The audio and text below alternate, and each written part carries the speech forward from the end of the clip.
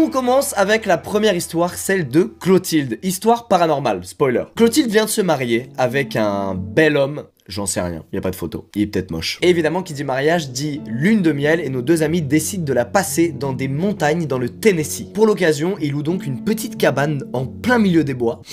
Mauvaise idée. Clotilde amène avec elle des fleurs, des gardénias. Pourquoi? Parce que c'est typique des offrandes qu'on peut faire à la montagne. Elle croit un peu à ce délire-là de bonne chance. En revanche, en arrivant, elle se lance pas dans un rituel ou un truc de sorcier, pas du tout. Juste, elle les met dans une boîte en bois qu'elle pose sur le toit de la cabane. Alors, ils s'installent, ils posent leurs affaires. Ensuite, ils décident d'aller manger, de faire quelques courses. Et une fois de retour à la cabane, ils constatent que la boîte en bois n'est plus sur le toit de la cabane, mais qu'elle est explosée sur le sol. C'est-à-dire que le choc a été si violent qu'il y a des bouts de la boîte à plusieurs mètres du point d'impact. Alors, la raison n'est probablement pas surnaturel, je vous rappelle qu'ils sont dans une cabane au milieu des bois, donc il y a beaucoup plus de chances que ce soit un raton laveur ou un ours ou un écureuil qui soit passé par là et qui fait tomber la boîte. Mais il y a un détail quand même vachement chelou, c'est que dans la boîte il y avait des fleurs et que là par terre la boîte est explosée mais il n'y a aucune fleur. Donc Clotilde elle se dit bon, il y a peut-être du vent et ça les a emmenés à droite à gauche, mais en regardant autour d'elle elle constate qu'il y a plein de feuilles d'arbres qui sont là posées par terre et qui ne bougent pas, il n'y a pas un pet de vent. Elle est un peu effrayée, elle s'éloigne, elle retourne à la cabane rejoindre son mari et sur le ton de la rigolade elle se dit la montagne a apparemment pas du tout accepté mon offrande.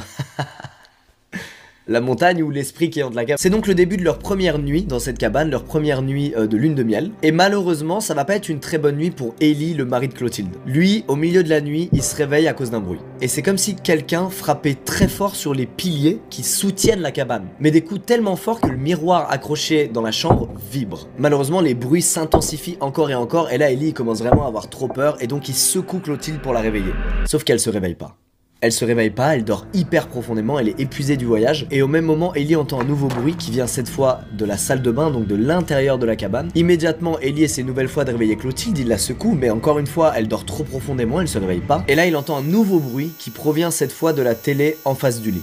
Et ce bruit-là, d'après lui, va durer très longtemps et va cette fois réveiller Clotilde. Comme le bruit l'empêche de se rendormir, elle décide de se lever, mais dès qu'elle se lève, le bruit immédiatement s'arrête. À ce moment-là, Ellie est toujours en PLS dans le lit, mais comme il voit que sa femme vient de se réveiller et de se lever, il lui raconte immédiatement tout ce qu'il vient de vivre. Sauf que Clotilde, elle est complètement KO, elle vient de se réveiller en pleine nuit, donc elle comprend rien ce qu'il dit. Donc elle le rassure même pas, elle est juste là, ah ok, et elle se rendort. Le jour se lève, nos deux amis se lèvent eux aussi. Clotilde va se maquiller devant le miroir, et pendant qu'elle se maquille, elle parle à Ellie du bruit de buzzer qui l'a réveillée en pleine nuit. Et devinez quoi, au même moment, cette fameuse sonnerie retentit. Ils vont donc voir ce qu'il y a derrière la télé, et en fait, ils avaient pas vu, mais il y a une vieille ligne téléphonique, et ce fameux bruit de buzzer, c'est le bruit que fait ce téléphone quand il sonne. Clotilde décroche et là elle entend un gros bruit statique, vous savez, comme s'il y avait plein d'interférences dans le téléphone qui camouflent ce qui ressemble à des phrases. Clotilde débranche le téléphone en se disant bah il sert à rien puisque de toute façon les propriétaires de la cabane ont nos numéros de portable, donc s'ils veulent nous joindre ils peuvent. Et d'après elle, c'est probablement les anciens locataires de la cabane qui font une prank aux nouveaux locataires en appelant le téléphone au milieu de la nuit. Bref, la nuit tombe, on est maintenant le soir et Clotilde elle se met à avoir peur dès qu'elle passe devant la porte de la salle de bain qui est juste à côté du lit. Elle saurait pas expliquer pourquoi, mais quand elle passe devant la porte et qu'elle est ouverte et qu'elle voit donc à travers la fenêtre, elle a l'impression d'être observée, elle est mal. Elle se met donc à partir de là, dès qu'elle passe devant, à fermer cette porte. Deuxième nuit, Clotilde dort bien, elle se réveille pas de la nuit, mais au petit matin, Ellie lui explique que lui, il a une nouvelle fois très mal dormi et qu'il a une nouvelle fois entendu ces fameux bruits, ces fameux coups contre les piliers qui soutiennent la cabane. Et comme la nuit précédente, c'est à chaque fois qu'il essaie de s'endormir que les coups reprennent et sont encore plus forts que la fois d'avant. Ce jour-là, il s'est rien passé de bizarre, nos deux amis ont pu profiter de leur voyage. Arrive le soir, on est donc au début de la troisième nuit. Cette troisième nuit, Clotilde sait qu'elle a fait plusieurs rêves étranges mais elle arrive pas à s'en rappeler. Ellie, quant à lui, explique qu'il s'est réveillé au milieu de la nuit à cause d'un rire. Et c'est là qu'il a vu une femme passer à travers la fenêtre de la chambre, une femme qui avait une robe blanche, une peau très pâle et des longs cheveux noirs qui obscurcissaient son visage. Ellie panique complètement, il hurle dessus, il lui met des coups de pied mais elle rigole. Elle rigole et après un petit moment elle s'allonge par terre et donc elle est hors du champ de vision d'Ellie. Peu à peu il réussit à se rendormir, mais à chaque fois qu'il se rendort, il se fait réveiller car la femme à la robe blanche lui attrape les chevilles et rigole en même temps. Il prétend que tout ce qu'il a vécu est bien réel, Clotilde elle lui dit qu'il a sûrement fait une paralysie du sommeil. Bref, la journée passe, rien d'étrange et vient la quatrième nuit. Ellie explique à Clotilde que c'était de très loin la pire nuit du voyage pour lui. Il a revu cette femme en blanc mais c'était encore plus intense que la nuit d'avant, c'était encore plus terrifiant. Clotilde essaie de le rassurer, essaie de lui dire de se détendre, de se calmer, que tout va bien. Mais d'un autre côté, elle a aussi ce sentiment de mal-être vis-à-vis de la fenêtre de la salle de bain. Et en plus de ça, ce matin-là, elle constate que le pendentif porte-bonheur qu'elle a ramené et qu'elle a mis sur sa table de nuit a disparu. Clotilde précise que c'est pas un truc qui a de la valeur, c'est pas un objet qui vaut cher du tout, c'est de la camelote, mais en revanche ça avait de la valeur affective pour elle et c'est un truc qui lui a souvent porté chance dans sa vie et donc évidemment elle est triste de l'avoir perdu. Petite ellipse, on est au début de la 6ème nuit, c'est leur dernière soirée en amoureux dans cet endroit magnifique et donc ils décident d'aller faire un petit bain de minuit dans le jacuzzi. Une fois dans le jacuzzi, Clotilde ressent ce qu'elle a déjà ressenti plus tôt, elle se sent observée. Mais cette fois, elle a aussi le feeling qu'elle est pas en sécurité, que la personne qui les observe a pas de bonnes intentions. Ils veulent en avoir le cœur net et donc ils sortent de la cabane, ils font plusieurs dizaines de mètres vers les bois et à peine ils s'approchent de la forêt, ils entendent immédiatement un énorme bruit venant d'un buisson. Le bruit que ferait quelqu'un ou quelque chose qui prend la fuite. Et ça les fait tellement flipper qu'au lieu de poursuivre cette chose, ils se disent bon, c'est notre dernière nuit ici, viens on retourne à la cabane et juste on dort. Clotilde s'endort rapidement et passe une plutôt bonne nuit. En revanche, le matin, elle se fait réveiller non pas par son réveil, mais par des bruits étranges qui proviennent du toit. Et premier truc qu'elle se dit, pourquoi les propriétaires nous ont pas prévenus qu'il y avait des travaux dès 8h du mat ce jour-là. Comme son mari arrive enfin à se reposer, Clotilde décide de se lever pour aller demander aux ouvriers d'arrêter de réparer le toit pendant juste 2 heures, histoire que son mari puisse dormir. Et dès qu'elle se lève, le bruit s'arrête. Et la poignée de la porte d'entrée se met à trembler. Cette porte d'entrée, vous savez, c'est les fameuses portes où il y a une vitre et où donc tu vois à travers. Et devinez quoi, à travers cette vitre, il y a personne. En voyant ça, Clotilde évidemment est terrorisée et immédiatement elle retourne sous la couette et elle se met en boule et les bruits en provenance du toit reprennent. Et Clotilde voit que cette fois ça réveille Ellie. C'en est trop pour Ellie qui a mal dormi les 6 dernières nuits, qui jusqu'à la fin se sera fait emmerder par différents trucs et qui décide de saisir l'arme qui se trouve dans le tiroir de sa table de nuit, ouais on est aux États-Unis, et de se lever pour sortir de la cabane et voir ce qu'il y a sur ce putain de toit. Et il tombe sur rien.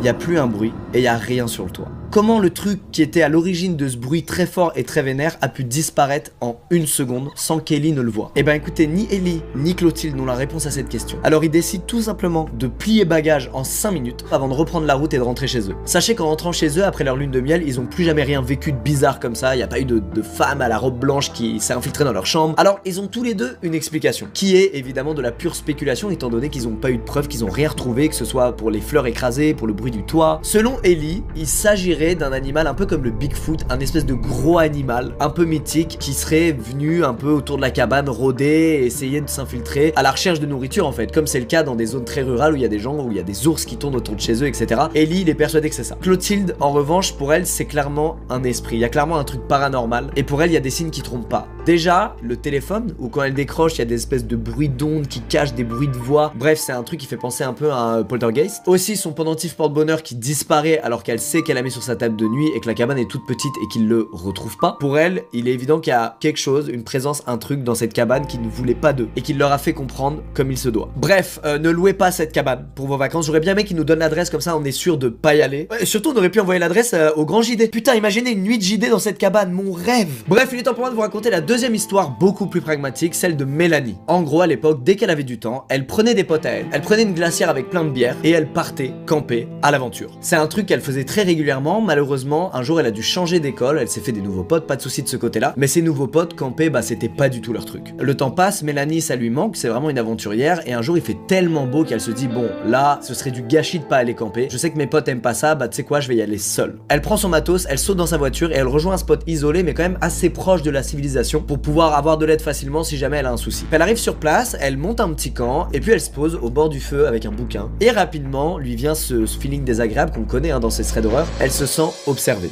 Elle se sent observée, elle entend des brindilles craquer, c'est normal, on est en forêt, il y a plein d'animaux, mais quand même elle entend des branches vraiment craquer, alors elle regarde en direction de ces branches et elle voit une biche qui la regarde et qui se barre en courant. Elle continue de lire son livre, elle continue aussi d'entendre toutes sortes de bruits de forêt autour d'elle, ce qui lui fait évidemment très peur. Et puis peu après minuit, elle rejoint sa tente et elle éteint les lumières. Elle s'endort paisiblement et vers 2h du mat, elle se réveille parce qu'elle entend des bruits très légers de pas. Immédiatement elle se dit bon bah c'est probablement la biche que j'ai vue tout à l'heure ou un autre animal. C'est le classico camping, c'est ce qui arrive très souvent quand t'es posé au milieu de la forêt. Et après 30 minutes à dormir d'un seul œil, elle entend quelque chose qui frotte la tente et elle voit du mouvement à travers le tissu de la tente. Très discrètement, elle saisit de couteau de chasse qu'elle laisse toujours à proximité de son duvet quand elle fait du camping et elle reste parfaitement immobile, elle fait genre qu'elle dort. À 4h du matin, elle est toujours allongée dans sa tente et elle a pas réussi à se rendormir depuis cet événement. Et carrément, plus le temps passe et plus elle se dit mais attends, c'était quand même bizarre, je vais peut-être même garder mes bottes à mes pieds au cas où si jamais faut que je m'enfuis rapidement. Et au moment où elle se dit ça, elle entend au loin l'alarme de sa voiture qui se déclenche. Là évidemment, elle va pas rester passive et ignorer ce qui se passe, elle sort de la tente, elle fait 2 pas en direction de la voiture et elle est immédiatement stoppée par une main qui se glisse sur sa bouche et qui la bloque. quelques heures plus tôt, il y avait bel et bien quelqu'un qui était autour de la tente, qui était en train de prévoir comment il allait s'attaquer à elle. Réflexe immédiat, Mélanie essaie d'hurler toutes ses forces, elle ouvre grand la bouche, et un doigt de la main qui est sur sa bouche se glisse entre ses dents. En sentant ça, Mélanie serre de toutes ses forces sa mâchoire, à tel point qu'elle arrache le doigt de la personne qui a la main sur sa bouche. Et il part en courant vers le bas de la colline sur laquelle Mélanie a dressé son camp. Mélanie, elle a couru tout droit vers là où elle pouvait, mais pas vers sa voiture, puisque l'alarme venait de sonner, donc il y avait peut-être une autre personne qui était autour de sa voiture. Elle a couru jusqu'à la première maison qui était à proximité, et elle a bourriné à la porte, jusqu'à ce qu'enfin quelqu'un vienne lui ouvrir. Bref, Mélanie est sous le choc, elle explique ce qui vient de se passer à la personne qui lui ouvre, et immédiatement la personne lui met une couverture sur le dos, appelle la police et s'occupe d'elle. Bref, meilleure personne à croiser dans ce genre de situation. Quelques dizaines de minutes plus tard, bah oui, parce qu'on est en pleine forêt donc c'est long, les policiers arrivent sur les lieux, ils se mettent à faire des relevés tout autour du camp, et surtout ils constatent qu'il y a un bidon rouge d'essence juste à côté de la tente de Mélanie. En gros, le mec aurait pu, s'il le voulait, foutre littéralement le feu à la tente, avec Mélanie à l'intérieur. Et surtout, plus étrange encore, le doigt a disparu. Ça veut dire que le mec est revenu chercher son doigt, quand Mélanie, elle, venait de se réfugier dans une maison non loin de là. L'enquête policière n'a rien donné, mais Mélanie peut pas s'empêcher de penser que quelque part dans la nature, il y a un mec, peut-être même un père de famille, qui n'a plus de petits doigts. En tout cas, cette histoire me rassure. Pourquoi? Parce que Mélanie, elle s'est pas fiée à son instinct de y a un truc bizarre là, et quand même tout finit bien. Bon, bien, c'est relou, elle a vécu un truc pas drôle, mais tout finit bien. En fait, cette histoire elle me fait penser à une histoire qu'a vécu une proche à moi, qui est rentrée chez elle un soir, il faisait nuit, et pareil, il y a un mec qui l'a chopé par derrière et qui a mis sa main sur sa bouche exactement comme à Mélanie, sauf qu'elle, elle était en train de fumer une clope. Dès que la main s'est mise sur sa bouche, elle a retourné sa clope et elle l'a mis dans l'œil du mec. Imaginez la douleur, je pense que c'est pire que de se faire arracher un doigt. Le mec du coup il a immédiatement lâché en hurlant, donc elle a pu s'enfuir. Elle vit dans un village, elle vit pas dans une ville, et elle se dit putain, ça se trouve un jour je vais croiser un gars qui a une brûlure à l'œil, et je saurai que c'est le gars qui m'a agressé ce jour-là. Bref, une fois de plus, voilà, camper dans des bois, dans des tentes. Non merci, je l'ai fait cet été, je me suis chié dessus, je le fais plus. Bon, il est temps de passer à la troisième et dernière histoire, c'est celle d'Isaac. Elle est trop bizarre. Il a vécu un truc méga chelou, j'ai pas d'explication. Peut-être que vous en aurez une, peut-être c'est déjà arrivé à 3 gars parmi vous, et je compte sur vous pour nous le dire. Isaac, il a vécu plus de 15 ans dans une zone rurale du Michigan. Il se faisait un peu chier et il passait son temps à explorer les bois autour de chez lui. Quand il était petit, il allait y faire du vélo. Quand il était ado, il y emmenait ses crushs en date. Et une fois adulte, il est devenu propriétaire de la maison familiale. Bref, tout ça pour dire qu'il les connaît par cœur. À tel point qu'il s'est jamais perdu dans ces bois pendant plus de 10 ans. Ce 17 février, Isaac finit sa sieste en début d'après-midi. À son réveil, son chien est agité, il lui fait comprendre clairement qu'il veut sortir et Isaac comprend qu'il y échappera pas. Alors il s'y colle et il se met à marcher sur le chemin principal en direction des bois avec son chien. La balade se passe très bien, c'est reposant pour Isaac, c'est très cool pour son chien qui court partout. Et après une heure de balade sur ce chemin, il est temps de faire demi-tour. Isaac nous explique que son chien sur le retour, il l'attend pas. C'est-à-dire, il bombarde tout droit jusqu'à la maison. Et aussitôt, Isaac aperçoit un mouvement qui vient de sa gauche. Isaac nous dit que dans un premier temps, il s'attend à tomber sur une biche, un écureuil, un lapin, un renard, bref, un animal de la forêt. Sauf que c'est pas sur ça qu'il est tombé. Il tombe sur son voisin de 18 ans, planté là, en plein milieu de la forêt. Il est dos à lui et il bouge absolument pas. Au début, Isaac sait pas trop comment réagir, alors juste il le fixe en se disant bah il va se retourner, il m'a entendu, il a entendu mon chien, il va se retourner. Mais pas du tout, son voisin reste immobile, dos à lui. Isaac explique que ce jour-là, il a beau avoir 26 ans, il ressent des trucs trop bizarres à ce moment précis. Et à un moment, ce qu'il ressent, ça devient tellement intense qu'il ferme les yeux et il a l'impression de tomber dans le vide en continu, à l'infini. En rouvrant les yeux, il est par terre.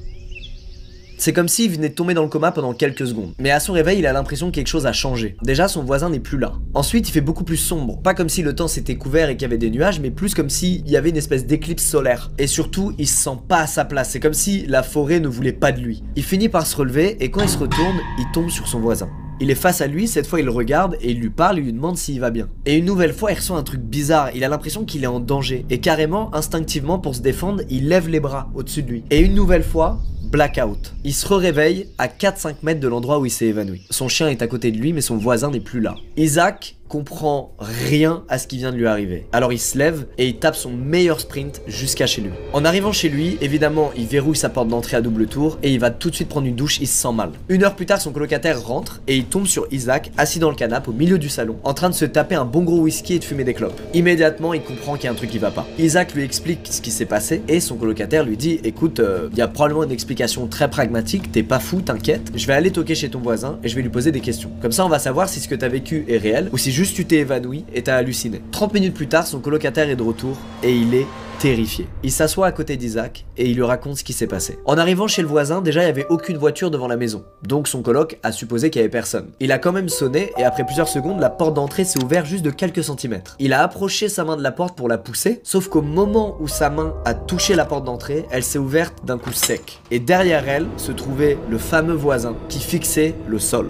Le coloc d'Isaac lui dit bonjour à plusieurs reprises et le gars ne réagit pas. Il tend donc le bras pour légèrement pousser le mec comme pour lui dire eh oh réveille-toi, fin de la blague. Et au moment où sa main le touche, le mec tombe par terre, comme s'il s'évanouissait devant lui. Et avant même qu'il puisse réagir, il y a un coup de vent qui claque la porte d'entrée devant lui. À ce moment-là, le coloc d'Isaac il a pas forcément peur, il est juste en bad pour le gamin qui vient de se rétamer la gueule devant lui et donc il toque, il sonne et il appelle à l'aide parce qu'il veut lui venir en aide. Au bout d'un petit moment, il y a quelqu'un qui enfin ouvre la porte d'entrée. Mais c'est pas le voisin. C'est une infirmière. Cette infirmière, elle est là pour la fille de son voisin parce qu'elle a une maladie grave et elle a toujours besoin d'une aide à domicile. Évidemment, en ouvrant la porte, elle regarde le coloc d'Isaac comme s'il était complètement taré. Et Isaac lui dit « Où est le gamin? Il s'est évanoui, faut qu'on l'aide. » L'infirmière le regarde et lui dit « Quel gamin? Il y a que moi et la fille là. » Après ça, le coloc d'Isaac se sent très con et il a plus qu'une chose à faire, monter dans sa voiture, rejoindre Isaac et lui expliquer ce qui vient de se passer. Alors Isaac prend le soin de nous expliquer que c'est clairement pas une blague de son coloc, ils sont potes depuis 20 ans et clairement il aurait pas fait une blague après qu'Isaac lui ait raconté un traumatisme qu'il venait de vivre, ça a pas de sens. Quelques semaines plus tard, Isaac nous a update sur l'histoire et vous allez voir c'est très intéressant. En fait, quelques semaines plus tard, il y avait une fête organisée par son voisin et il y était convié. Pas par le fils du voisin, le fameux gars de 18 ans, mais par ses parents. Isaac et son ami décident d'y aller parce qu'ils y voient enfin l'occasion d'obtenir des réponses sur ce qui s'est passé ce jour-là. En arrivant sur place, ils vont immédiatement, vous en doutez, parler au fameux fils de 18 ans. Quelques minutes passent et il lui pose la fameuse question. C'était quoi ce bordel dimanche il y a un mois? Le voisin leur répond, les gars, de quoi vous parlez? Mais en même temps, il a le regard fuyant, comme s'il savait très bien de quoi il parle. Isaac, immédiatement, il est vénère. C'est-à-dire, il regarde le voisin et il lui dit, écoute, maintenant tu vas me dire ce qui s'est passé ou je vais t'éclater la gueule. Isaac, il lui met un vrai coup de pression, carrément, il y a son pote qui se met entre lui et le voisin pour éviter que ça dégénère. Et devinez quoi? Ça marche. Sous la pression, le voisin se met à lui raconter à demi-mot certains trucs. Il lui explique qu'en octobre dernier, il a changé de fréquentation. Son nouveau groupe de potes, eux, leur truc, c'est prendre de la drogue dure. Genre des trucs très énervés. Mais il y a un truc bizarre, c'est qu'ils sont persuadés d'être des sorciers. À tel point que régulièrement dans les bois, ils font des rituels. Genre ils essaient d'invoquer des esprits, des entités, bref, provoquer des trucs paranormaux. En revanche, il explique à Isaac et son pote que là, ça fait vraiment plusieurs mois qu'il les a pas vus et qu'il a arrêté tout ça. Et la drogue, et les rituels. Depuis, ils y repensent souvent, ils sont stressés, ils sont dans le mal par moments, c'est un vrai traumatisme pour eux ce fameux dimanche. À tel point que là, au moment où il écrit ça, Isaac, il a décidé avec son ami de faire une thérapie de groupe pour essayer d'en finir avec cette histoire. Alors peut-être que c'est du domaine du médical, genre peut-être c'est juste vraiment évanoui, et peut-être que son pote, il était méga stressé parce qu'Isaac venait de lui raconter sa vision des choses. Il y a plein d'explications, je pense, très scientifiques, mais il y a aussi plein d'explications paranormales à ce qui s'est passé. Et parmi ces explications paranormales, j'en ai retrouvé donc dans les commentaires de ce post. Il y a quelqu'un qui lui dit déjà, évidemment, d'aller voir un médecin, de faire un check neurologique, etc., voir s'il n'y a pas juste une raison médicale, et qui lui dit ensuite que ce qu'il a expérimenté, ça peut ressembler à plusieurs choses. Il a plusieurs thèses, le gars il dit par exemple que ça peut être genre une possession, pas de lui hein, mais du mec de 18 ans. Il lui dit aussi que ça peut être, vous savez, ces fameux trucs d'enlèvement extraterrestre où des gens s'évanouissent, se réveillent avec une cicatrice, machin. Bon, on en pense ce qu'on veut, je vous dis juste les thèses possibles paranormales, histoire qu'on ait un peu à manger là, à la fin de cette histoire. En revanche, lui, il lui dit qu'il a probablement vécu un glissement de temps. C'est-à-dire qu'il a fait un jump dans l'espace-temps, d'où le fait qu'à un moment, il a un changement radical de sa perception de ce qui l'entoure. Bref, que s'est-il passé ce fameux dimanche? J'espère qu'Isaac et son ami trouveront un jour la réponse parce que ça a l'air de les avoir sacrément marqués.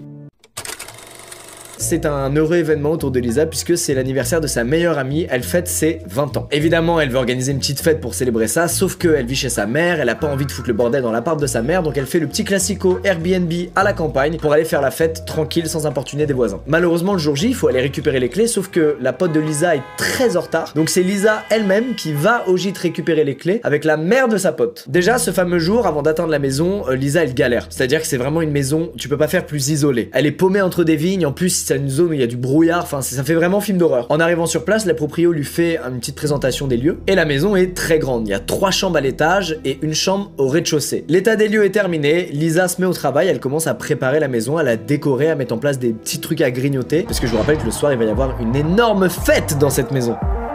Non.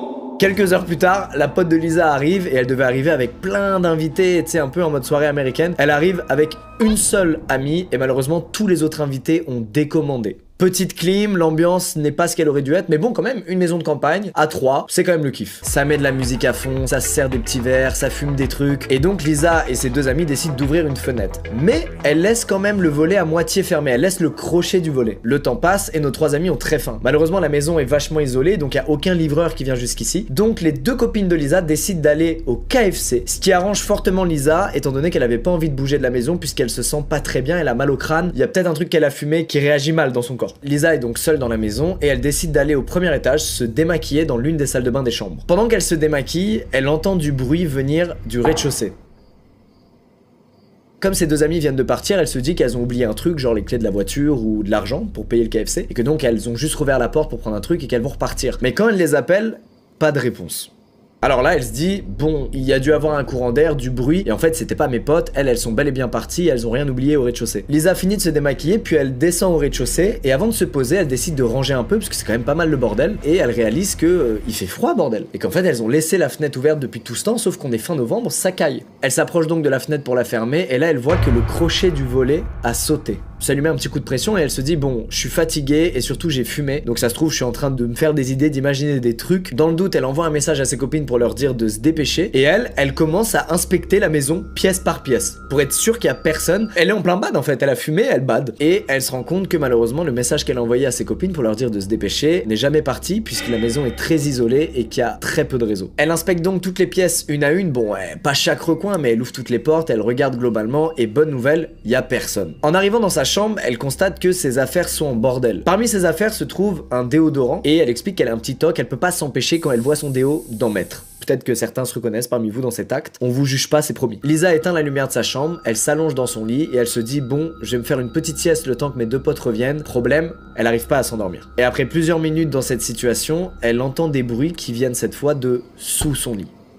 Et ces bruits, c'est un peu comme si quelqu'un tapait légèrement contre le sommier du lit pour voir si ça la fait réagir. En entendant ces bruits, Lisa évidemment est complètement tétanisée dans son lit, elle sait pas quoi faire et elle comprend que c'est du sérieux, que c'est pas normal du tout. Et puis après plusieurs secondes, qui lui paraissent évidemment une éternité, elle sent le matelas qui se baisse de son côté, comme si quelqu'un appuyait sur le matelas de son côté. À ce moment-là, Lisa elle se dit que c'est terminé, qu'il va lui arriver une dinguerie, que c'est fini. Pendant que son esprit est tétanisé, son corps lui vient en fait de saisir le déodorant qui était à portée de main sur le sol. Et pendant qu'elle continue à faire semblant de dormir et qu'elle a le déo dans la main, elle sent un souffle chaud sur sa nuque. C'en est trop pour Lisa, c'est l'élément déclencheur, et elle asperge le visage de cette personne de déodorant. Et puis elle court dans la salle de bain du rez-de-chaussée et elle s'enferme à l'intérieur. Rapidement, le mec tambourine la porte, il crie, il lui hurle dessus. Lisa est terrorisée et surtout elle a les yeux rivés sur le verrou de la porte qui est tout petit. Elle sait qu'à un moment ou à un autre, ce verrou va lâcher et avant même qu'elle choisisse quoi faire, son corps se précipite vers la fenêtre de la salle de bain et elle s'échappe de la maison par cet endroit. Une fois dehors, Lisa, elle entend toujours le mec gueuler dans la maison et évidemment, elle sprint aussi fort qu'elle le peut. Après plusieurs dizaines de secondes de sprint, Lisa tombe enfin sur une maison. Malheureusement, toutes les pièces sont éteintes et il semble y avoir personne dans la maison. Lisa sprint depuis déjà un moment, elle commence à avoir plus de souffle, elle pourra pas sprinter éternellement et donc il lui reste une seule option, c'est se cacher. Et c'est ce qu'elle va faire dans le bac à compost de la maison. C'est des bacs qui sont en extérieur et dans lesquels on met tous ces détritus,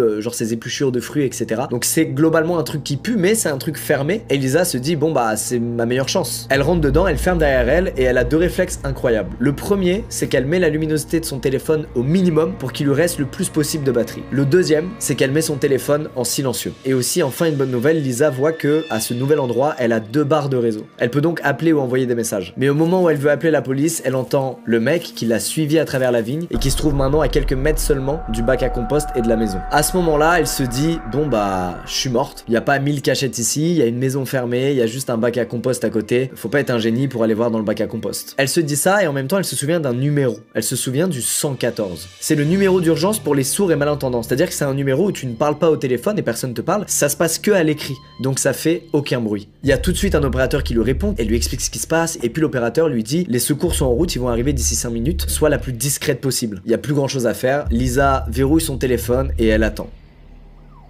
Et puis après plusieurs minutes, elle entend enfin des sirènes au loin. Lisa se fait toute petite dans le bac à compost, elle entend des bruits de pas qui s'intensifient, puis elle entend les policiers faire des sommations, et puis un gendarme finit par ouvrir la trappe du bac, à la trouver et à lui dire « c'est bon, t'es en sécurité, c'est fini ». Et c'est qu'à ce moment-là que Lisa retrouve l'usage de la parole, elle fond en larmes, elle évacue toute la pression qu'elle vient de se prendre, et elle réalise aussi ce qui vient de se passer. Alors comment ce mec a trouvé cette maison et s'est rendu là et a fait tout ça? Et ben en fait c'était pas un inconnu, c'était tout simplement le fils du propriétaire de la maison. Et que donc il connaissait parfaitement la maison puisqu'il y a vécu pendant des années et qu'il savait aussi qu'il y avait des meufs de 20 ans qui allaient venir fêter un anniv ce week-end là dans la maison. Et pour ne rien arranger, il a déjà dans le passé été accusé et condamné pour viol et agression sexuelle. Sachez que Lisa est française donc peut-être qu'elle regardera cette vidéo, donc Lisa je suis ravi qu'il te soit rien arrivé, t'as vraiment assuré, t'as eu plein de réflexes incroyables, le déodorant, la salle de bain, la fenêtre, tu peux être fier de toi. Bon, passons à une autre histoire qui a rien à voir, là ça m'a mis le bad, cette histoire elle est badante aussi mais c'est très différent et c'est une histoire paranormale. C'est l'été, il fait beau, Sacha est en vacances et il décide avec ses parents d'aller rendre visite à sa sœur qui habite à l'autre bout du pays. Ils arrivent à destination le soir, en arrivant ils se font un bon dîner, ils discutent, ils rigolent, mais les 12 heures de route sont là et donc Sacha et sa famille sont fatigués donc tout le monde va se coucher. Ses parents vont dormir dans la chambre de sa sœur et sa sœur va dormir avec son neveu dans une autre chambre. Donc Sacha n'a plus qu'une option, c'est de dormir sur le canapé du salon. Évidemment, comme n'importe quelle personne de 13 ans, il est dans le canapé, devant le canapé il y a une télé, donc qu'est-ce qu'il fait au lieu de dormir? Il regarde des trucs. Et rapidement il est 4 heures du matin et Sacha réalise que il va être très fatigué le lendemain puisqu'ils ont prévu une journée avec pas mal d'activités et qu'il serait peut-être temps de dormir. Il éteint la télé, il essaie de dormir mais au bout d'une heure il ne dort toujours pas, il fait une petite insomnie. Pour faire passer le temps, il décide de sortir des albums de photos de famille et de les feuilleter. Rapidement, le jour se lève, la lumière commence à illuminer tout le salon. Vers 8 heures du matin, Sacha enfin entend une porte s'ouvrir dans le couloir et il se dit « Ah, je vais pouvoir prendre mon petit déj ». À ce moment-là, lui, il a fini de feuilleter les albums de photos de famille, donc il est allongé tranquillement dans le canapé. Il entend la personne s'approcher de la table sur laquelle se trouvent toutes les photos de famille et y réagir. Sauf que ces photos, c'est des photos de famille qu'ils regardent à chaque fois qu'ils se voient depuis des années, donc tout le monde les connaît, il n'y a pas de surprise quand tu les vois normalement. Sacha est toujours allongé dans le canapé, il voit toujours pas la personne qui est dans le salon avec lui, mais il lui parle et il part du principe que c'est sa mère. Il lui dit donc « Salut maman, est-ce que t'as bien dormi ?» Mais malheureusement, aucune réponse. Donc il se dit « Ah, ça doit être ma sœur ». Il lui fait une petite blague, il lui dit « Hey, salut Sorette, alors tu vas préparer quoi de bon au petit déjeuner pour ton petit frère ?» Et encore une fois, aucune réponse. Qui que ce soit, la personne se déplace à nouveau et Sacha est maintenant en mesure de la voir. Et là, mauvaise surprise. La personne se met de nouveau en mouvement, cette fois elle se dirige vers le couloir et Sacha aperçoit enfin son visage. Son visage est un hybride parfait entre le visage de sa mère et le visage de sa sœur. Sacha il croit faire un arrêt cardiaque en voyant ça, il se dit mais qui est cette personne? Il précise que carrément il s'est pincé hyper fort pour vérifier que c'était pas un cauchemar, qu'il s'était pas endormi sans s'en rendre compte. Et en plissant les yeux, il la voit de nouveau et il constate qu'elle est de nouveau face aux photos qui sont sur la table et elle est en train de les regarder. Et là, il se passe un truc terrible. La sœur de Sacha, la veille au soir, avait répondu à un appel sur son tel et avant d'aller se coucher, elle l'a oublié sur le canapé sur lequel dort Sacha. Et le téléphone s'est mis à sonner. La personne debout dans le salon qui regarde les photos entend donc la sonnerie du téléphone et d'un coup, elle se met à paniquer et elle regarde dans la direction de Sacha. Et donc il croise le regard de la personne. Et là, ce qu'il voit, c'est trop. Les yeux de la personne en face de lui sont complètement noirs. Sa bouche s'ouvre de façon étrange et d'un coup, cette personne se met à crier « Non ». Et après ce cri, la personne court dans le salon vers la porte qui mène au sous-sol. Elle descend et elle continue de crier « Non, non, non, non ». Et peu à peu, le calme revient dans la pièce. Il comprend que cette personne ne reviendra pas, que c'était peut-être une alu. Il va attendre comme ça pendant plusieurs dizaines de minutes par peur que la personne revienne dans le salon et en ait après lui. Mais pour autant, il ose pas crier, il ose pas faire de bruit, il ose pas appeler à l'aide, il est tétanisé. Après un long moment comme ça, le silence est rompu par une porte qui s'ouvre. Il tourne la tête et il aperçoit sa mère. Sa vraie mère. Elle fredonne un air joyeux, elle met en route la machine à café, elle commence à faire des toasts. Très peu de temps après, une autre porte s'ouvre, rapidement Sacha voit sa sœur, cette fois c'est aussi vraiment elle. Évidemment, elle se moque de lui, sa mère lui dit mais t'as pas dormi de la nuit, va donc dans la chambre de ton neveu. Et avant ça, j'aimerais d'ailleurs s'il te plaît que tu ailles chercher la moustiquaire qui est mystérieusement tombée de ma fenêtre cette nuit. Sacha se dirige vers la chambre de son neveu et dans le couloir, il y a plein de photos de famille sur les murs et en les regardant, il voit qu'elles ont toutes changer de place. Il trouve ça super chelou, pour lui c'est clairement une preuve de ce qui s'est passé cette nuit-là. Il a tout de même demandé à sa sœur d'aller checker le sous-sol, d'aller voir s'il y avait rien, ce que sa sœur a fait. Évidemment, il n'y avait rien. Évidemment, ce jour-là, Sacha n'a pas dormi une seule seconde, il était terrorisé, il repensait à ce qu'il venait de vivre, il se disait mais qu'est-ce que c'est que ce merdier? Il explique en tout cas qu'il a jamais eu d'explication rationnelle à ça. En premier lieu, on se dit bon bah il a fait une énorme terreur nocturne, il a fait une paralysie du sommeil, mais en même temps j'ai creusé, je suis tombé sur d'autres histoires très similaires mais qui se passent pas en pleine nuit et qui ont pas lieu quand la personne essaie de s'endormir. Il y a effectivement pas mal de gens qui racontent qu'ils ont croisé à un moment donné une personne avec les yeux tout noirs, avec un regard méchant, et c'était une rencontre un peu anodine où la personne est dans un premier temps temps est pas méchante. Et puis il y a un élément où elle se braque et elle a l'air en colère, et il y a pas mal de gens qui ont croisé ce genre de truc, des gens aux yeux noirs. Faites des recherches là-dessus si vous voulez. Ça fait très peur, c'est pas du tout rassurant. Et pour cette raison, on va passer à l'histoire d'après, on va arrêter de parler de celle-ci. Voilà. La prochaine et dernière histoire, c'est celle de Valentine, et c'est un truc qui lui est arrivé quand elle avait 17 ans et qui, j'espère, ne vous arrivera jamais. À l'époque, Valentine habite dans un campus universitaire en coloc avec 2 autres personnes qu'elle appellera dans cette histoire Polly et Alex. Ce jour-là, c'est la fin des cours, elle rentre chez elle, il est 17h30, et en arrivant en bas de son bâtiment, elle voit un mec attendre. C'est une grande résidence, vous vous en doutez, il y a plein de gens qui habitent là, donc elle passe devant lui sans se soucier de lui, elle prend l'ascenseur et elle rentre dans son appartement. Quelques minutes plus tard, ça toque à la porte, devinez qui est là? Le mec qui attendait en bas du bâtiment. Il lui explique que c'est un ami d'Alex qui devait se voir tous les deux, mais qu'Alex est en retard. En lui expliquant ça, il lui parle du stage d'Alex, il lui parle aussi de son emploi du temps, c'est que des infos vraies, et donc Valentine veut pas faire galérer le pote de son coloc, donc elle le fait rentrer. Valentine, elle veut mettre à l'aise le pote de son coloc, donc elle lui prépare un thé, et puis elle commence à discuter avec lui en attendant le retour d'Alex. Et peu à peu, la discussion elle devient un peu dark. C'est-à-dire que le pote d'Alex se met à lui parler de ses tendances suicidaires et surtout du nombre de flingues qu'il a chez lui.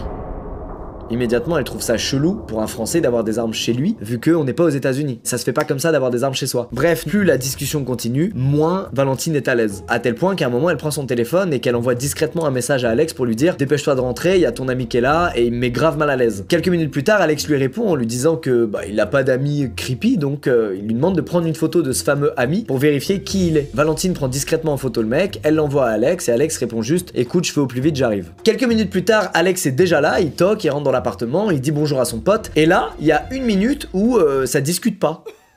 Personne ne parle. Et pendant ce long silence gênant, Valentine reçoit un message d'Alex qui lui dit je connais pas ce mec. Ce n'est pas mon ami. Valentine pense qu'Alex lui fait une blague, elle lève la tête, elle le regarde, et en voyant sa tête, elle réalise qu'il blague pas du tout. Il est autant stressé qu'elle. Ils sont donc bloqués dans leur propre appartement avec un inconnu qui semble en savoir beaucoup sur la vie d'Alex alors qu'ils se sont jamais vus. C'est une situation qui est quand même inédite, ils savent pas quoi faire, ils savent pas comment réagir, ils savent pas s'il faut appeler les flics, s'il faut dire au gars de se barrer. Ils adoptent donc naturellement une stratégie qui est celle de faire leur vie dans l'appart en ignorant le mec. De cette manière, ils se disent que le mec va comprendre le message et va naturellement se casser de l'appart. Alex et Valentine se mettent donc à préparer le repas, ils mettent la table, ils se préparent à manger et le mec lui reste sur le canapé à regarder la télé sans poser aucune question, sans même leur adresser la parole. La situation est lunaire. La porte de l'appartement s'ouvre, c'est Polly, la deuxième colocataire de Valentine, qui rentre des cours et qui leur demande qui est le mec dans le canapé dans le salon. Ils prennent le temps quand même de lui expliquer leur stratégie du on vit notre vie jusqu'à ce que le mec se sente mal et se barre de lui-même. Et Polly les suit dans cette stratégie et commence à leur raconter sa journée comme si rien n'était. Faut savoir que Polly ce jour-là n'allait pas spécialement bien. Quand elle leur raconte un peu sa journée, son mood, ses trucs dans la vie, c'est un peu dark, elle dit des trucs pas très agréables à entendre, elle va mal. Et pendant qu'elle leur raconte toutes ces choses, l'inconnu du canapé les rejoint dans la cuisine, il se tape une énorme barre en entendant ce que Polly dit, puis il retourne dans le salon se poser sur le canapé.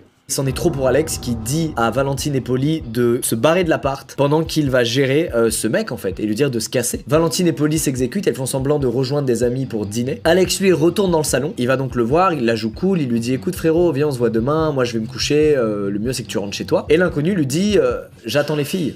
Là pour Alex c'est trop, c'est vraiment trop bizarre et donc il monte un peu dans les tours et lui dit écoute mec, maintenant je te le dis, tu rentres chez toi parce que là je vais dormir. Donc c'est pas une question, c'est genre un ordre. Miracle, le mec s'exécute, il sort de l'appartement, il descend les escaliers et sur sa route il croise Valentine et Polly qui sont rentrés un peu plus tôt que prévu à l'appartement et qui surtout s'inquiétaient pour Alex. Et donc en croisant le mec leur fait un grand sourire bien creepy et puis il continue de descendre les marches et il disparaît. Valentine et Polly sont de retour dans l'appart, elles se précipitent vers Alex et lui disent « Alors c'était qui? Comment ça se fait qu'il connaissait ton prénom, qu'il connaissait ton emploi du temps, qu'il avait ton adresse? Enfin c'est qui ce mec ?» Malheureusement, aucun de nos amis n'est capable de répondre à ces questions, personne comprend qui était ce mec et comment il a fait pour avoir toutes ces infos. Et en fait, ils vont juste en tirer une conclusion, c'est bah vas-y maintenant, personne fait rentrer dans le bâtiment quelqu'un qu'il ne connaît pas, même s'il dit que c'est un pote d'un autre machin. Voilà, on la joue safe à 100%, faites gaffe. 2 semaines plus tard, Polly est dans sa chambre et en regardant par sa fenêtre, elle aperçoit une voiture rouge garée sur le parking de la résidence, et au volant de cette voiture rouge, vous vous en doutez, c'est ce fameux mec. Polly note immédiatement la plaque de la voiture sur une feuille, et rapidement, ça toque à la porte, et c'est le mec qui est monté. Évidemment, elle ouvre pas la porte, elle lui parle à travers la porte, et le mec lui ressort le même bullshit que 2 semaines plus tôt. Il lui dit, ouais, je suis un ami d'Alex, on devait se voir, blablabla. Cette fois, Polly s'énerve et lui dit, écoute mec, si tu t'es pas barré dans 5 minutes, j'appelle les flics, et on va porter plainte. Et devinez quoi? Il a pas insisté, il s'est cassé, et elles ne l'ont jamais revu. En revanche, quelques semaines plus tard, Alex a réussi à élucider le mystère. En fait, à l'époque, il avait l'habitude d'aller jouer dans un cybercafé. Et il s'est souvenu 4 semaines plus tard qu'un jour, il a aperçu ce mec dans ce cybercafé. Il l'a aperçu et même plus que ça, Alex était en train de jouer, il tryhardait, et il y a un mec qui s'est assis à côté de lui et qui a commencé à lui parler, et c'était ce mec. Il s'en est souvenu que quelques semaines plus tard. Et donc il pense qu'en fait, le mec a fait un blocage sur lui, que c'était un stalker, et qu'il l'a suivi pendant des jours et des jours pour connaître les lieux où il allait, ses déplacements, son emploi du temps, et pour pouvoir se rapprocher de lui. En tout cas, en réalisant ça, Alex, Polly et Valentine ont bien évidemment méga badé, et ils ont déménagé 2 mois plus tard par sécurité pour à tout prix ne pas recroiser la route de ce mec qui, je vous le rappelle, avait dit à Valentine qu'il a chez lui plein de flingues. C'est bon. Bref, je trouve ça fou la situation dans laquelle ils sont retrouvés à avoir un inconnu chez toi, à pas oser lui dire dégage, tu es qui, à subir la situation alors que c'est potentiellement un mec très dangereux. Et c'est terrible parce que c'est souvent une strate des mecs creepy de se faire passer pour un ami d'un ami, et du coup tu le connais pas, mais comme c'est l'ami d'un ami, t'as pas envie de le mettre mal, donc tu le mets à l'aise, tu le fais rentrer. C'est un truc assez classique de gens polis en fait. La première histoire, c'est celle de Louise. Elle a 23 ans et elle travaille dans un bar. Elle y bosse depuis déjà plusieurs mois, tout se passe très bien, mais un matin, un homme imposant et négligé rentre dans le bar. Louise, elle fait son taf, elle s'approche, elle lui dit bonjour et elle constate immédiatement une très forte odeur de poubelle. Mais elle le traite comme n'importe quel autre client. Déjà, il demande à Louise de jeter un œil à des emails qu'il a imprimés et qui sont des échanges entre lui et son ex-copine. Il les lui montre et il lui demande si elle peut lui expliquer ce que ça veut dire, étant donné que c'est une fille. Louise, elle comprend tout de suite que ça c'est pas une demande d'un client normal, et donc quand même elle veut pas faire de vagues. Elle lui dit ok je vais les prendre et je les lirai en dehors de mes heures de travail parce que là je dois servir des clients. Mais il s'arrête pas là, il a une autre demande, cette fois beaucoup plus perso. Il lui demande quels sont ses jours de travail et ses horaires. Rassurez-vous, elle en a sous le coude, ça fait plusieurs mois qu'elle bosse là, des demandes comme ça elle en a déjà eu pas mal, donc elle a un texte tout préparé qu'elle sort à chaque fois, où en gros elle fait genre de dévoiler des trucs perso qui sont faux et qui visent juste à intimider la personne en face d'elle. Par exemple, mon copain est très grand, il fait du sport de combat depuis 10 ans, mes voisins sont très curieux, ils me demandent tout le temps des news, tout ce qui peut décourager un potentiel agresseur de passer à l'action. En revanche, dans tous ces trucs faux qu'elle lui dit, il y a un truc qui est vrai, c'est que sa sœur travaille à Subway. Et ça suffit pas, elle s'enflamme et elle se rend compte qu'en fait elle a dit aussi le vrai nom et prénom de sa sœur. Misplay Louise. Cette journée finit bien, l'homme finit par quitter le bar, elle rentre chez elle après le travail, et dans son sac, n'oubliez pas, elle a les emails. Et elle va y jeter un coup d'œil juste pour essayer d'y trouver le nom de cet homme qu'elle va trouver. Il s'appelle Steven. Bref, une semaine plus tard, elle travaille de nuit, et qui voilà? Steven. Malheureusement, Steven ce jour-là est très énervé et il l'engueule tranquillement. Il lui dit pourquoi tu m'as pas dit que tu travaillais pas aux horaires que tu m'as indiqués. Louise lui répond que ses horaires sont variables et qu'en ce moment ils arrêtent pas de changer, et Steven lui dit d'un ton très sérieux qu'elle a intérêt à être présente la prochaine fois qu'il vient. Un cuisinier a confirmé à Louise que Steven était passé dans la journée et qu'il était immédiatement reparti en voyant qu'elle était pas là, et il aurait aussi vu dormir dans sa voiture sur le parking. Il aurait d'ailleurs entrevu dans sa voiture une montagne de détritus, d'où l'odeur de Steven. À partir de là, Steven n'est jamais revenu dans ce bar-restaurant. Et en plus de ça, Louise a fini par quitter ce job. Elle a aussi eu pas mal de changements perso dans sa vie, par exemple elle a quitté son copain et elle a emménagé avec sa sœur, celle qui travaille au Subway. Quelques mois plus tard, Louise part en week-end avec sa copine et à son retour, elle découvre qu'une fenêtre de chez elle a été cassée. Évidemment, comme sa sœur était chez elle, elle lui demande ce qui s'est passé et devinez quoi, sa sœur n'a rien vu, rien entendu. Vers 3 h du matin, les chiens des voisins se mettent à grogner et à aboyer et il y a des bruits de pas dans le jardin. Après quelques secondes d'écoute, elle se rend compte que c'est clairement des bruits de pas humains et elle se met à faire clignoter la lumière pour alerter les voisins. Pas de news des voisins, ils dormaient, ils ont pas vu que ça clignotait. En revanche, les bruits de pas sont intensifiés parce que c'est devenu finalement des bruits d'un mec qui part en courant suite au move de Louise. Ce soir-là, ça finit bien et heureusement, par contre, ce qui est relou, c'est que le truc de la fenêtre, c'était pas une tentative de cambriolage parce que globalement, un cambrioleur qui est pas trop con, il va jamais retourner essayer de cambrioler un lieu où il s'est foiré. La semaine qui suit, Louise va au restaurant avec sa copine, mais ça arrive big embrouille. Carrément, Louise part du restaurant en plein milieu. Elle va déposer 20 $ dans la voiture de sa copine et elle marque sur une note: voilà ma part de l'addition. Après ça, elle rentre chez elle, sauf qu'elle reçoit un texto de sa copine qui lui dit: j'ai trouvé tes 20 $, par contre c'est mort, c'est moi qui t'invite, je te les ramène. Peu de temps après, elle entend donc toquer à sa porte d'entrée, sauf que elle est en colère, Louise, et du coup elle ne va pas ouvrir à sa copine. Elle entend ensuite des bruits de pas qui vont jusqu'à la porte côté jardin de la maison, mais cette fois, sa copine ne toque pas. Et là, elle reçoit un nouveau message de sa copine qui lui dit: j'ai laissé les 20 $ près de la porte d'entrée. Louise y va, malheureusement, il n'y a pas le billet de 20. Elle lui demande où elle a mis le billet et si c'est bien elle qu'elle a entendu rejoindre la porte côté jardin. Et vous vous en doutez, c'était pas elle. Sa copine lui répond qu'elle a coincé le billet de 20 $ dans la porte d'entrée, mais qu'elle s'est jamais rapprochée de la porte côté jardin. Une semaine plus tard, un semblant de déjà-vu, Louise est en train de dormir et elle entend des bruits de pas venir de son jardin. Elle jette un coup d'œil par la fenêtre, elle aperçoit un homme de grande taille, aux cheveux longs, qui semble avoir vu se rapprocher de lui puisqu'il est en train de partir en courant. Vous vous en doutez, cet homme, il ressemble à Steve. Le lendemain, Louise repense à toute cette histoire et elle se sent en danger. Elle décide d'essayer de mener l'enquête. Souvenez-vous, elle a des emails avec le nom complet de Steve. Après quelques recherches sur internet, elle réussit à trouver une photo de lui. Et dans le doute, elle décide de montrer cette photo à sa sœur. Et en voyant la photo, sa sœur devient toute pâle. Elle explique que cet homme, elle le connaît puisqu'il est venu plusieurs fois la voir au Subway et qu'à chacun de ses passages, il lui posait plein de questions personnelles. Louise comprend donc que c'est bel et bien Steve qui rôde autour de la maison la nuit et qu'il a réussi à trouver son adresse, probablement en suivant sa sœur à la sortie du travail. Et elle comprend aussi quelque chose de terrible, c'est que il avait l'occasion de s'en prendre à sa copine quand elle est venue déposer un billet de 20 $. Il avait l'occasion à s'en prendre à sa sœur quand il l'a suivie en rentrant du travail. Mais il l'a pas fait. Parce que ce qui l'intéresse, c'est juste Louise. En réalisant que c'est ciblé comme ça contre elle, évidemment, Louise appelle la police. Elle leur fournit les emails, elle leur explique tout ce qui s'est passé, elle leur donne sa théorie, et pendant plusieurs semaines, elle a pas de news.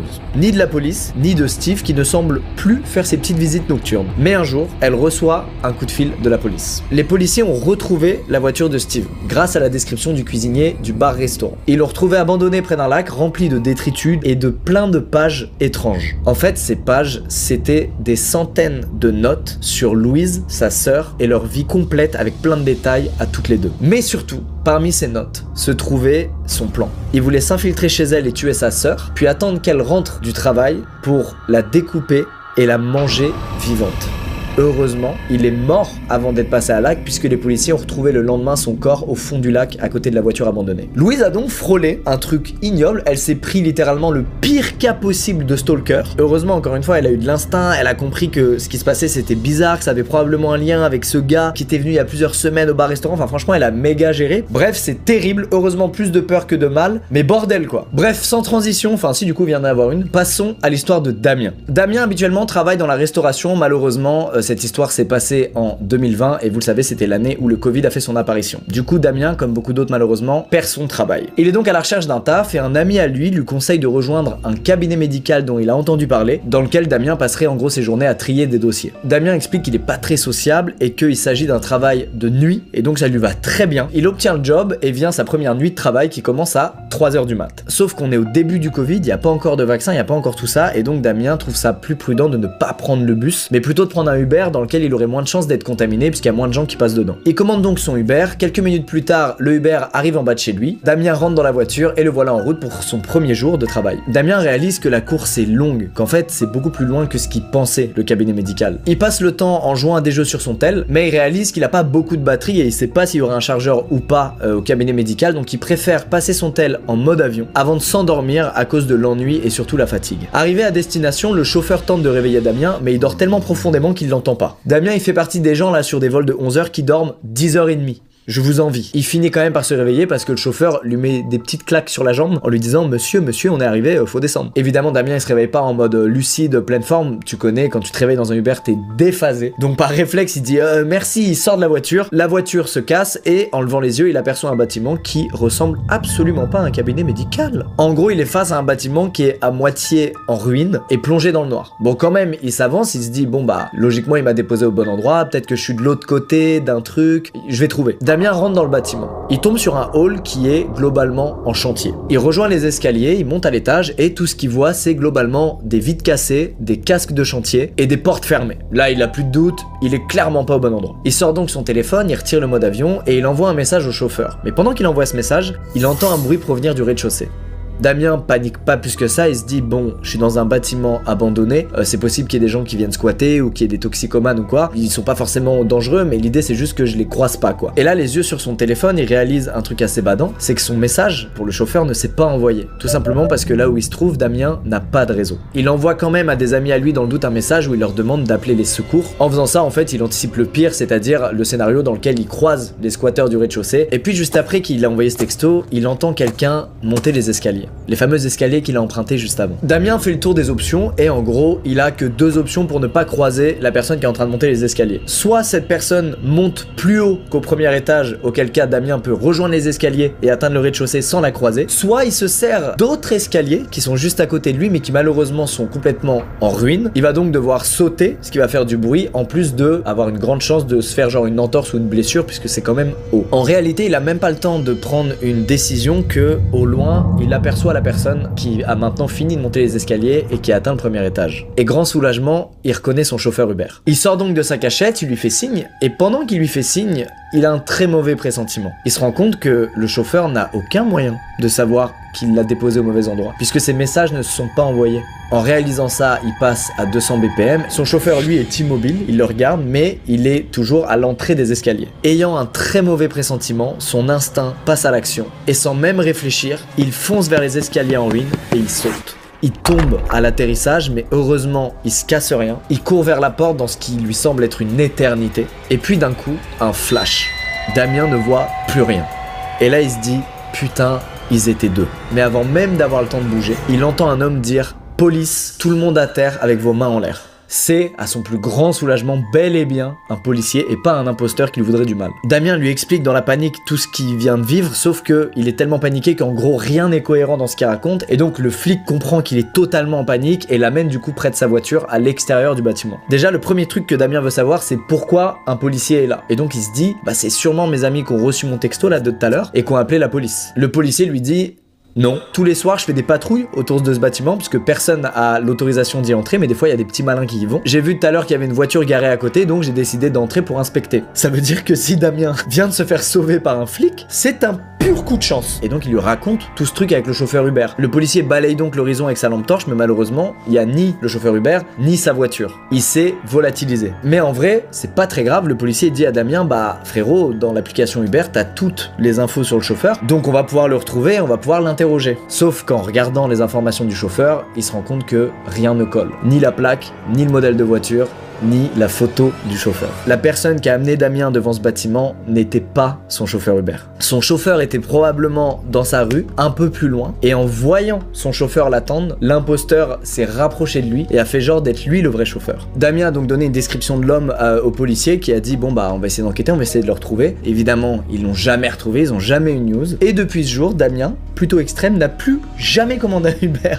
Je vous jure, je vais scanner les plaques maintenant. Je vais pas checker les 2 premières lettres, je vais checker tout. Bref, on passe à la 3e histoire qui est la plus courte des 3 mais qui est tout aussi bavante, celle de Eva. Cette histoire s'est passée il y a quelques années et à l'époque elle a un copain avec qui elle est depuis plusieurs mois, mais c'est encore récent donc elle veut pas emménager avec lui et elle veut d'un autre côté s'émanciper et prendre son premier appartement, donc elle se tourne vers une solution, la colocation. Et puis après quelques recherches, elle tombe sur une annonce dont le titre est « Cherche colocataire ».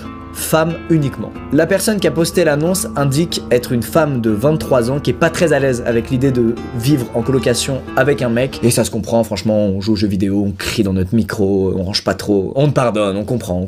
Bref, d'après l'annonce, la colocataire disposerait donc de sa chambre et de sa propre salle de bain. Petit bémol, gros bémol, ok j'avoue, c'est qu'il y a qu'une seule photo dans l'annonce et c'est même pas une photo de l'intérieur de la maison, c'est juste une photo de l'extérieur. Eva envoie un mail à l'adresse indiquée dans l'annonce pour visiter la maison et rencontrer le proprio. Bonne nouvelle, 30 minutes plus tard, elle reçoit déjà une réponse avec un horaire et plein de détails. La locataire actuelle, donc cette femme de 23 ans, travaille jusqu'à tard et donc elle lui donne rendez-vous à 20 h le lendemain. Le lendemain, Eva est excitée, elle espère que ça va le faire et elle se rend à la maison. En arrivant, elle constate qu'il y a une note manuscrite sur la porte avec marqué « Porte cassée, passez par l'arrière ».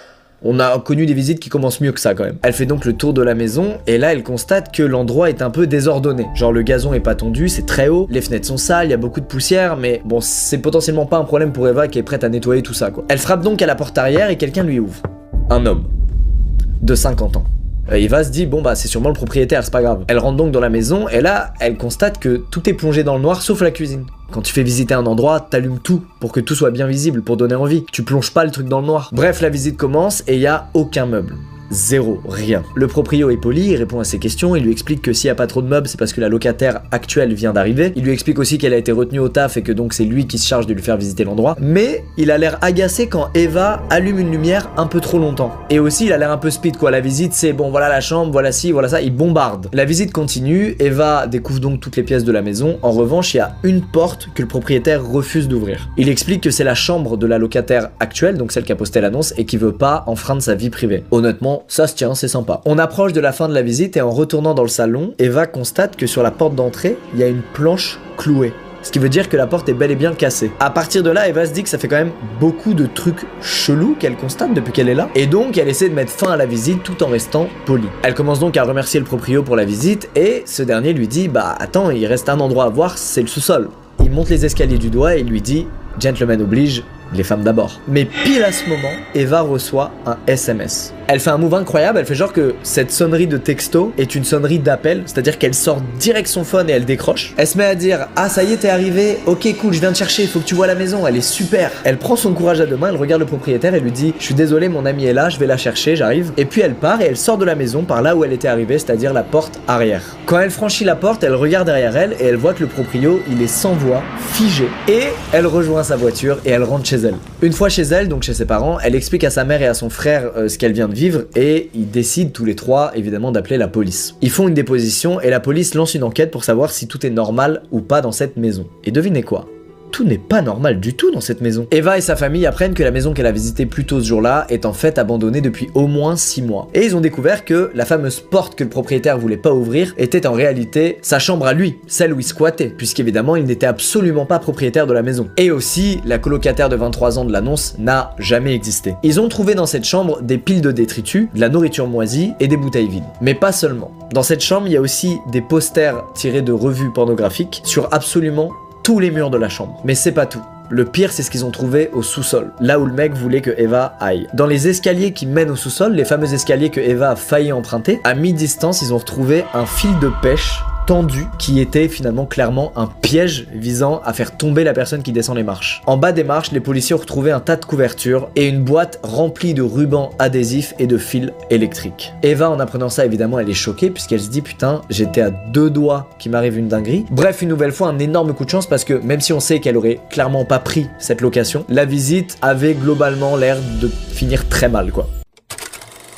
On commence tout de suite avec la première histoire qui est celle de Alix. L'histoire se passe quand Alix avait encore 14 ans. Faut savoir qu'Alix est l'aîné de la famille et donc comme tous les aînés parmi vous, vous le savez, on vous a déjà demandé de garder le petit frère ou la petite sœur. Et ben à l'époque Alix, on lui a demandé de garder ses 3 petits cousins. Ça fait beaucoup de responsabilités pour un ado de 14 ans. Sa tante et son oncle lui demandent de faire la babysitter parce qu'ils se rendent à un mariage. Ils vont donc passer la journée à plus d'1 heure de la maison et rentrer très tard. Mais alors où est donc cette maison? Elle est en Pennsylvanie. C'est une grande maison familiale qui est sur un flanc de montagne, au milieu de rien. Vraiment de rien. Et la route principale la plus proche, donc une route assez fréquemment empruntée, est à 1 km de la maison. Bon, en gros, vous l'aurez compris, on parle vraiment d'une maison bien isolée. Tu te retrouves pas proche de cette maison accidentellement, c'est pas possible. Bref, avant de partir, sa tante et son oncle lui laissent de l'argent pour commander des pizzas. Ils lui laissent aussi leur numéro de téléphone portable à côté de la ligne fixe du téléphone de la maison. Parce que oui, ça se passe au début des années 2000, donc Alix n'a absolument pas de portable et elle dit que même si elle en avait eu un, vu l'endroit où est la maison, elle aurait probablement pas eu de réseau du tout. Bref, il est 20 h, le bébé de 1 an dort, l'enfant de 4 ans est posé devant la télévision dans le salon et à l'étage, Alix est en train de jouer à Guitar Hero avec l'enfant de 8 ans. Alix, dans la pièce où elle est, en regardant à gauche, elle a une vue sur le salon dans lequel donc il y a l'enfant de 4 ans qui est posé devant la télé. Et en regardant à droite, il y a une fenêtre qui mène sur une allée. Quand on prend à droite cette allée, en arrivant devant la maison, il y a un abri à voiture qui est prévu pour pouvoir se garer là. Mais cette allée, elle continue aussi un peu plus loin et elle fait le tour, elle passe aussi derrière la maison. Sauf que personne ne vient jamais en voiture derrière la maison puisque ça sert à rien, étant donné qu'ils utilisent l'espace arrière comme cour de récré pour les enfants. Donc il y a plein de jouets qui traînent, il y a souvent des enfants dehors qui jouent. Bref, que ce soit l'oncle et la tante de Alix ou tous leurs amis, personne n'amène jamais sa voiture derrière la maison. Dans cette cour de récré, il y a évidemment un garage, mais qui en réalité ne stocke aucune voiture, c'est plus l'atelier de l'oncle d'Alix dans lequel il bricole. Et dans ce garage, il y a une porte qui mène à l'intérieur de la maison. Maintenant que vous avez tout ça en tête, petite avance rapide. Il est plus 20 h, il est 22 h, il fait nuit noire. Alix est toujours avec son cousin en train de jouer à Guitar Hero. Et sur sa droite, il y a une lumière à travers la fenêtre qui attire son œil. Alix, elle pense dans un premier temps que sa tante et son oncle sont de retour plus tôt que prévu. Sauf qu'en tendant la tête, elle s'aperçoit que c'est pas du tout les phares du monospace de sa tante, mais que c'est les phares d'un énorme truck.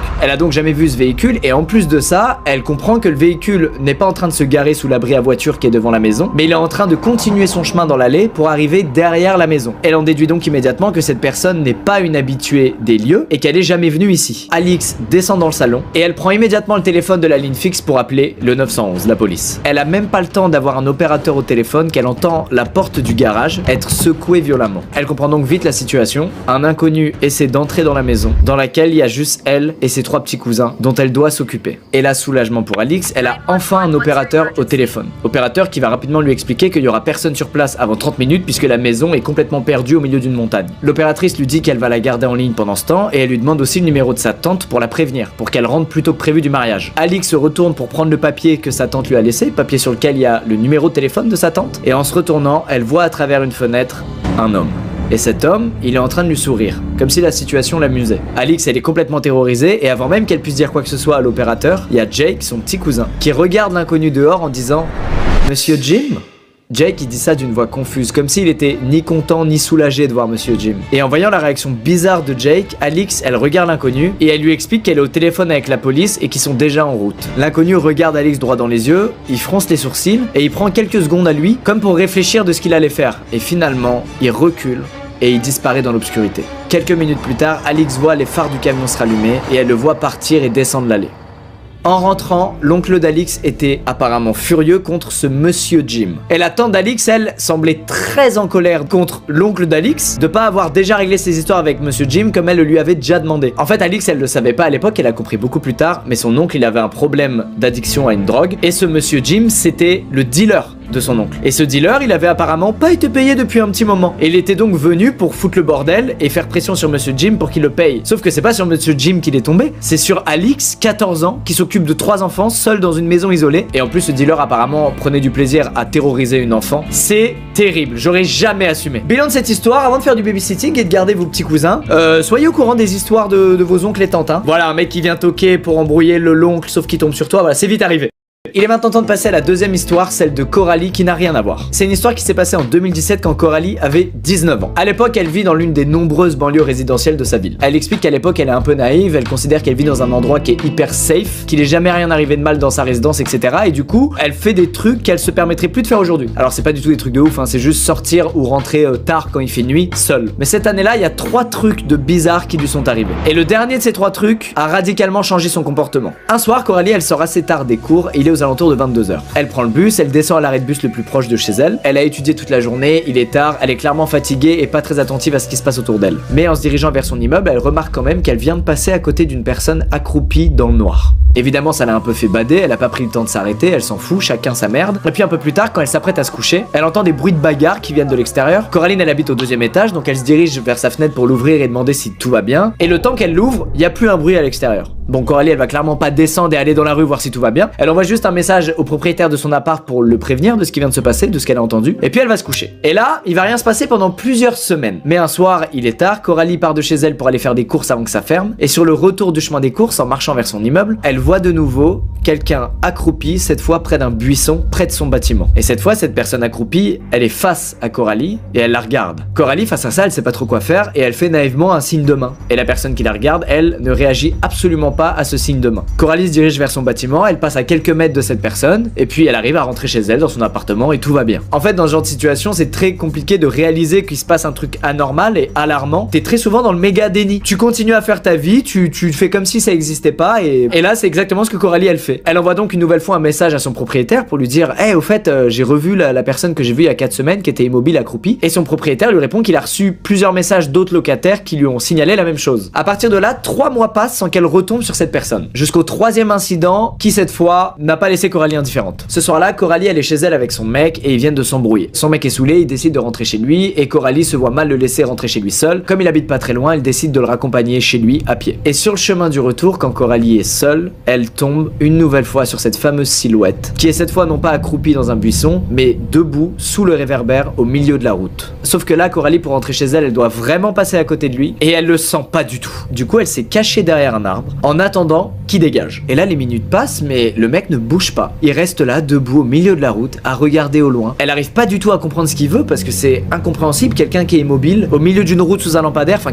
qu'est-ce qu'il fout quoi. Sauf qu'après 30 minutes à attendre derrière l'arbre, Coralie elle a envie de rentrer chez elle et donc elle se dit bon franchement j'abuse, le mec il est juste là debout à regarder des trucs, je m'en fous, qu'est-ce que je raconte, je suis parano. Elle se relève donc, elle se met à marcher vers son bâtiment en essayant d'avoir l'air le plus neutre possible. Elle s'approche doucement de cet inconnu et puis elle arrive à son niveau. Et en passant à côté de lui, elle a un vieux feeling. Elle se dit je le sens pas, je vais courir maintenant. Et au moment où elle se met à courir, le mec derrière lui crie dessus. Coralie elle court de toutes ses forces sur le gravier et dans sa course elle a l'impression d'entendre du gravier bouger derrière elle, comme si le mec lui courait après. Elle réussit à rentrer dans le bâtiment, à fermer la porte et elle trace jusqu'au deuxième étage, jusqu'à chez elle et elle appelle immédiatement la police. Et d'ailleurs elle appelle pas que la police, elle appelle aussi ses voisins dont elle a le numéro, des membres de sa famille, son mec, bref, tout le monde est au courant de ce qui vient de lui arriver. Les jours passent, Coralie ne sort plus quand il fait nuit, elle est quand même bien choquée de ce qui vient de lui arriver et c'est normal, c'est choquant. Et puis elle a des news de son propriétaire. Il a pu se procurer les images de vidéosurveillance de l'incident survenu quelques jours avant et malheureusement Coralie n'a rien inventé. Sur les images de la vidéosurveillance, on voit bel et bien l'inconnu courir après Coralie et se jeter dans un buisson juste après que Coralie ait réussi à rentrer dans son bâtiment. Et à partir de là,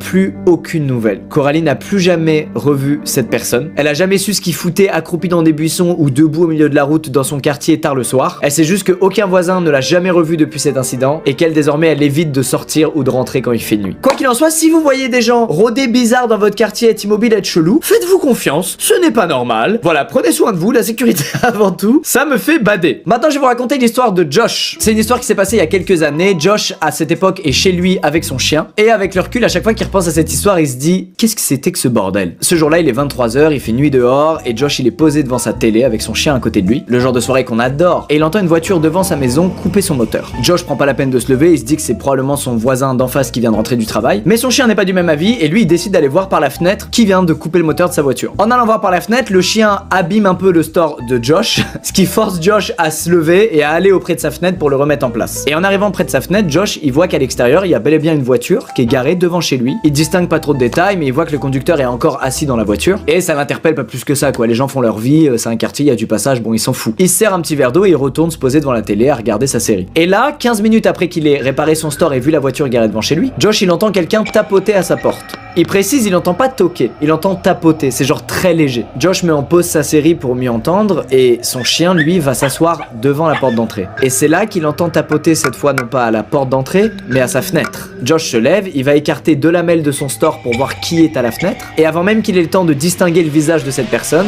elle retourne tapoter à la porte d'entrée. Et cette fois le tapotement il va durer plusieurs dizaines de secondes. Et comme il attend pas de visite et que c'est pas du tout le genre de sa famille ou de ses amis de lui faire des surprises et de débarquer chez lui, il comprend que là il se passe un truc bizarre. Du coup il fait un move très malin, il ouvre ni la fenêtre ni sa porte d'entrée, il monte à l'étage de chez lui et il ouvre la fenêtre à l'étage. Il voit donc l'inconnu qui est en bas de chez lui et il lui dit bonjour, vous voulez quoi? Et ce mec lui répond que c'est le livreur de la pizza, qu'il a sa margarita et qu'il lui doit 20 $. Et là Josh il se sent méga con et immédiatement il se dit putain mais en fait le mec a tapoté parce qu'il est 23h et il voulait pas faire trop de bruit pour les voisins, c'est tout. Par contre Josh n'a pas commandé de pizza et il le fait savoir. Il dit au gars mec je suis désolé mais j'ai pas commandé de pizza. Mais le livreur check son téléphone et lui dit écoute mec je suis bel et bien à la bonne adresse, je fais juste mon taf, descends et ouvre la porte. Sauf que même s'il fait sombre sur le palier de Josh, Josh voit bien que dans ses mains il a rien le mec. Et là l'échange va durer un petit moment et Josh n'en démord pas et lui dit frérot, je n'ai pas commandé de pizza, soit t'as la mauvaise adresse, soit tu t'inventes une vie et tu n'es pas livreur de pizza. Et là, malgré tout ce que Josh va pouvoir dire à ce mec va pas arrêter de lui dire allez, descends, ouvre-moi la porte, donne-moi ce que tu me dois et prends ta pizza s'il te plaît. À tel point qu'au bout d'un moment, le voisin de Josh, celui qui habite en face, donc de l'autre côté de la voiture garée, sort de chez lui pour voir ce qui se passe parce qu'il entend du bruit depuis plusieurs minutes. Et en voyant ça, le livreur de pizza fantôme, immédiatement, retourne à la voiture, la démarre